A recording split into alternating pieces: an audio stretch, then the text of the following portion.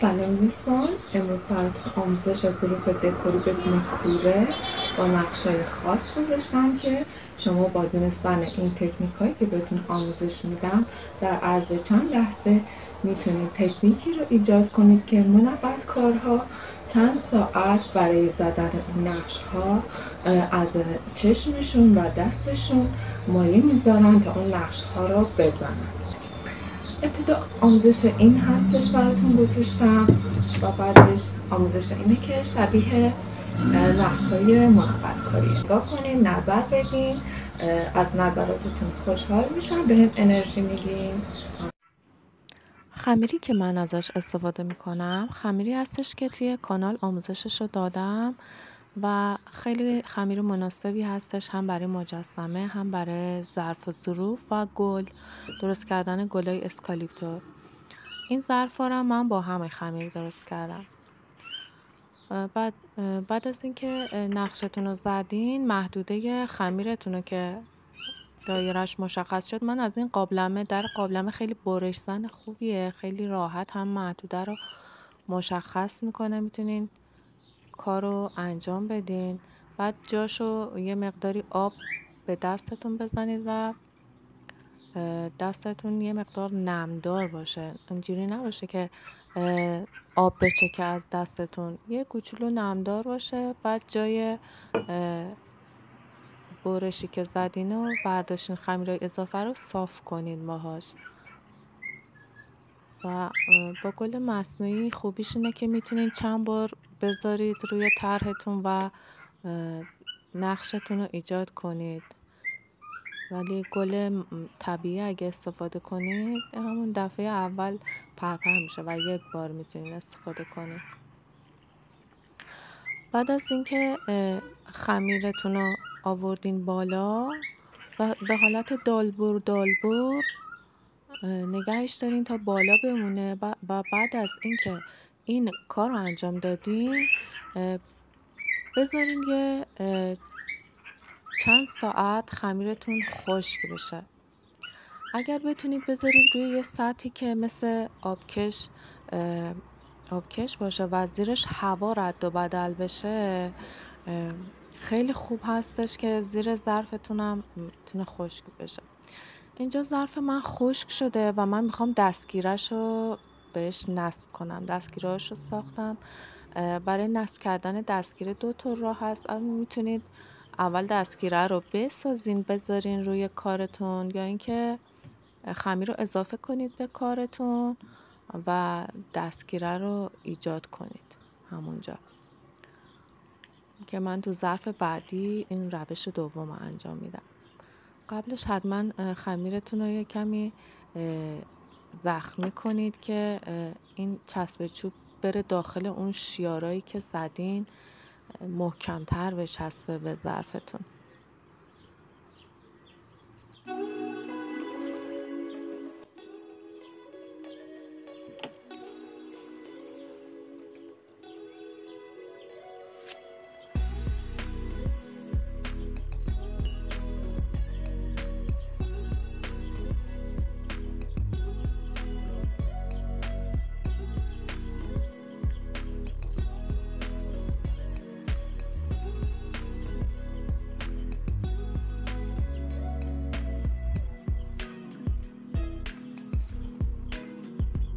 برای رنگ کردن گلا یه مقدار رنگتون رو رقیق‌تر کنید، آبش رو بیشتر کنید، چون سطح گلا پایین تر از بشقابتون هستش، رنگ به راحتی پخش میشه داخل گلا و اون قسمت رو میتونید، حالا من به رنگ بنفش و یاسی زدم، خیلی راحت رنگ وقتی آبش بیشتره پخش میشه تو اون قسمت ها، چون اون قسمت ها پایین تر از بشقابتون هستش. و بعد میتونید سطح بشقابتون رو رنگ سفید یا هر رنگ دیگه‌ای که دوست دارید بزنید، که لبه های کارم برای اینکه زیبایی بیشتری داشته باشه من از رنگ اکریلیک طلایی استفاده کردم.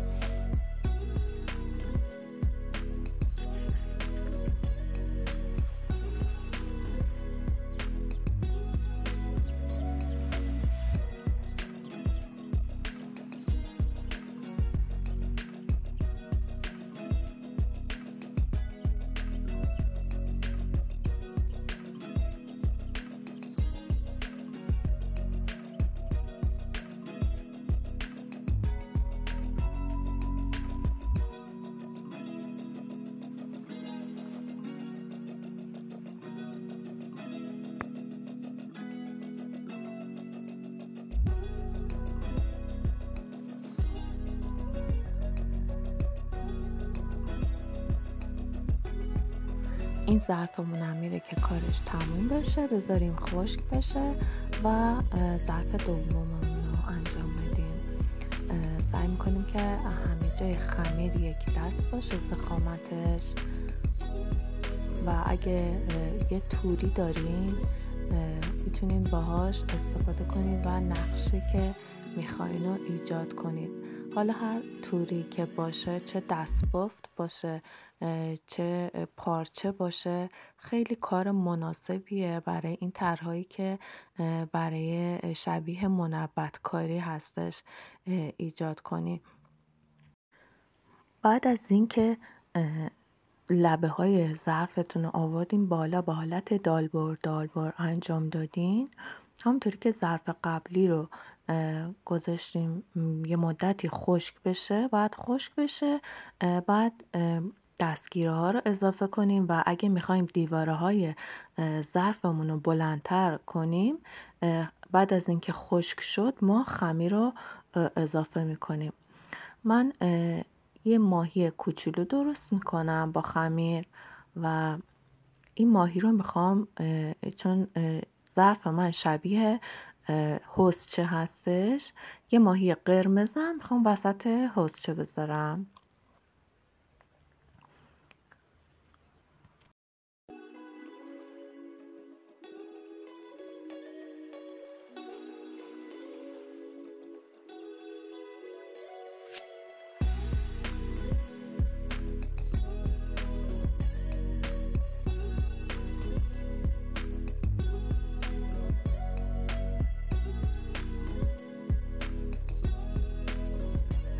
بعد از اینکه ظرفمون خشک شد، من یه تیکه خمیر اضافه کردم به کناره‌های دو طرف و بعد از اینکه خمیرم رو صاف کردم با یه چاقو برش میزنم و با یه شیئی اون قسمتی که برش زدم رو صافش میکنم.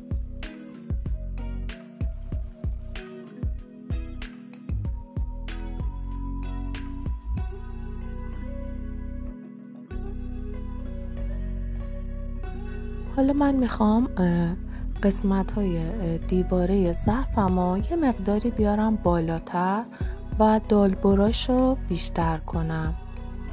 اگه توجه کنید بعد از اینکه ظرفم خشک شده من خمیر رو اضافه میکنم و یه کوچولو دستم رو نمدار میکنم تا خمیرم با خمیر ظرف یک دست بشه و خط و خطوطی بینشون نباشه.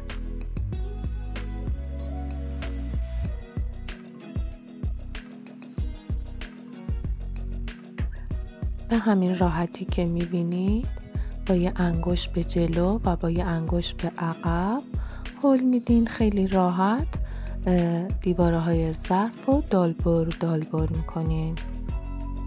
قسمت دستگیره ها رو هم یه دستمال کوچیکی لوله میکنین میذارین تا دستگیره نخوابه. من کف ظرفم رو قبلا سفید زده بودم ولی الان برای اینکه میخواستم ظرفم رو حوضچه باشه، سطحم رو بعد از اینکه سفید زدم یه دست آبی میکنم. دقت کنید که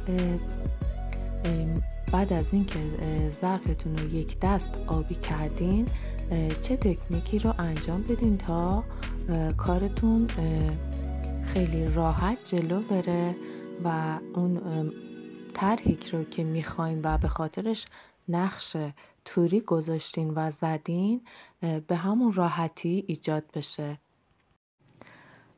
یه سطحی رو سفید کنید، رنگ سفید انجام بدید و یه ابری رو به سطح سفیدتون بکشین و خیلی آروم بعد از اینکه مطمئن شدین سطح ابرتون کامل سفیده، خیلی آروم به سطح کارتون بکشین.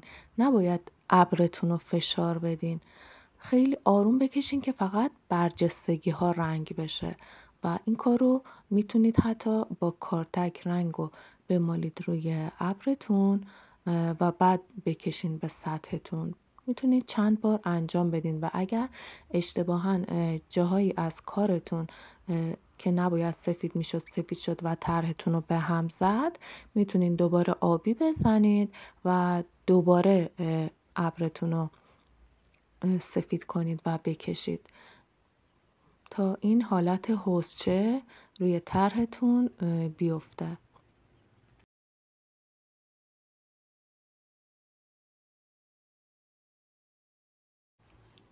کنارهای ظرفم من از فرصت استفاده میکنم، رنگ سفیده که ابرم داره از همون استفاده میکنم و کنارهای ظرفم رو سفید میزنم.